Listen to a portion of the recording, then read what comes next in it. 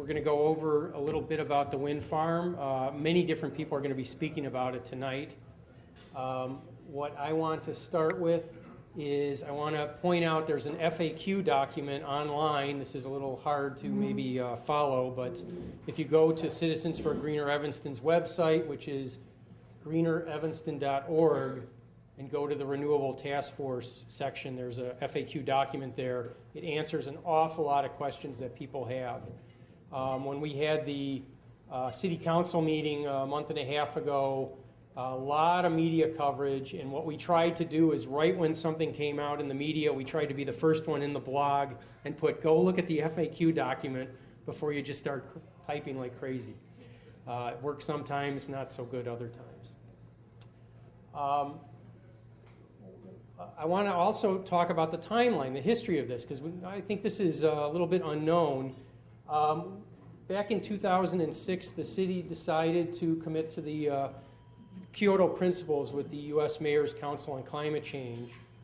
And Citizens for Greener Evanston stepped up basically around that time and then into the summer and started planning how we were going to do that. And at that point, in February 2008, the Renewable Energy Task Force was formed, and we came up with the notion of looking around at what Evanston had. What was unique about Evanston that we could take advantage of in our group with renewable energy?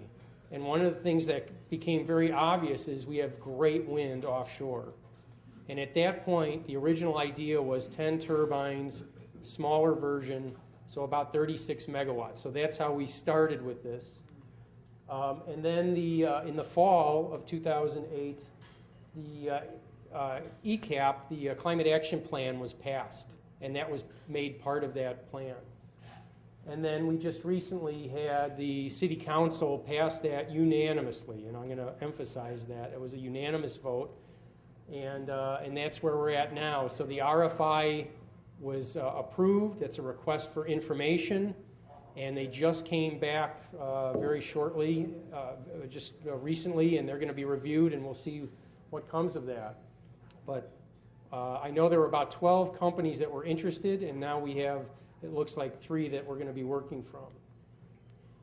And during that time, about a month and a half ago, I have never seen so much crazy stuff going on. So much media, so much quick stuff. In a day and a half, I think I was interviewed 13 times, and I know some other people were. And when one thing got on and then it got wrong, it went, it was like a game of telephone. And so I just want to kind of clarify a couple things that occurred during that.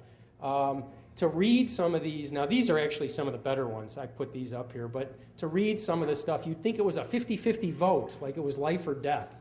And again, it was unanimous on the vote.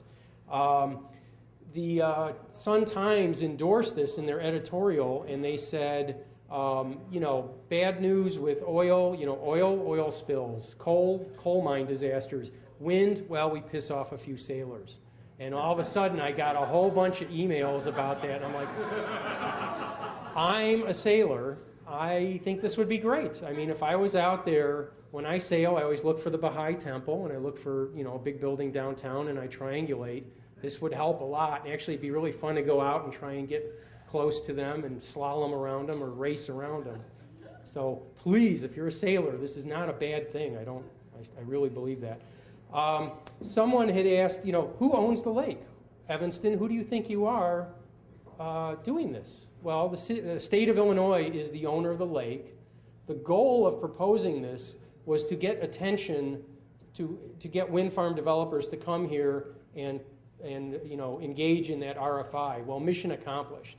Right away, this went out. I knew we were in trouble / good shape when I clicked on the website. I opened my computer, and on the front page of MSNBC, it was on the local news part, and then it went to CNN, NPR, Wall Street Journal. It went all over the place. So it really made the rounds. Someone asked about decommissioning. Oh my God, these things are going to be out there, and then no one's going to take care of them. And part of the deal is, obviously, the goal is going to be when the power purchase agreement is set up that there's funds for decommissioning put in escrow. So no one's going to be leaving those out there. Someone had asked about, you know, oh my God, they're going to be spewing oil out of the turbines into. That's what I said, but some people were absolutely convinced. This was before the BP thing. And they were absolutely convinced that these were just going to be spewing oil all over the place. And I'm not an expert on this, but I believe that the offshore are a higher grade and they are multiple contained, and there's not that much oil on them anyway.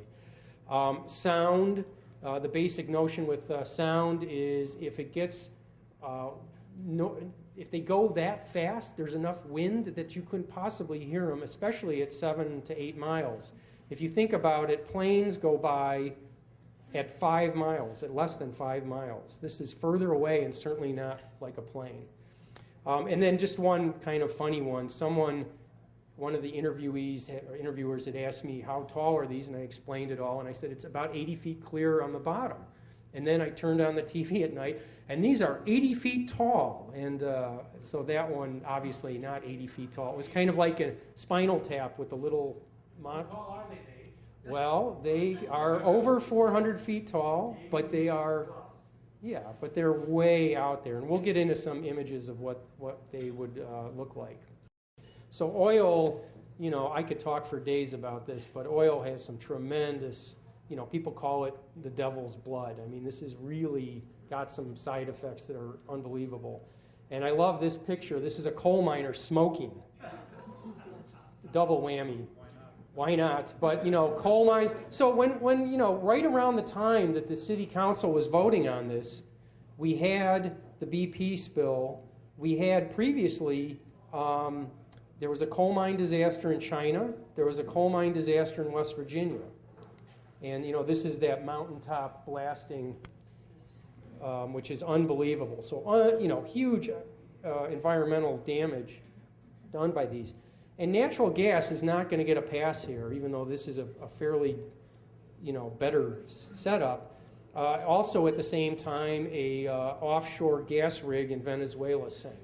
It was 1 week old. And I'm not sure if that's it, but that was the picture that made the most sense to show here. Thankfully, no current incidents to report with nuclear power, so we'll pass on that. And so here's the funny one. I got an email on this. You know, a major wind spill occurred today at the offshore wind farm. No injuries reported.